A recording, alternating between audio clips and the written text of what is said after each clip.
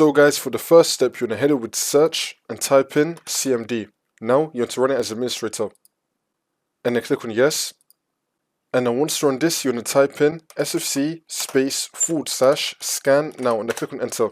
Then you want to run the scan. Wait for this to load. We're going to run the scan in the background as you complete the next steps in the video, so you just want to minimize this. And now for the second step, you want to head over to search again and type in check for updates. Click on it. And then once you run this, you want to click on check for updates. Make sure that your computer is fully up to date. And now for the next step, you want to head over to search and type in device manager. Click on it.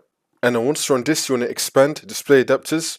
Now you want to find your graphics card. You want to right click on it and then click on update driver and then click on search automatically for drivers.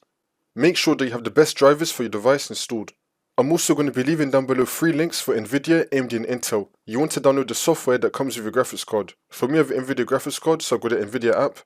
And then once you run our software, you want to click on the driver tab. Now you want to click on check for updates. Make sure that your graphics card drivers are fully up to date for your software. And now for the next step, you want to go back into CMD.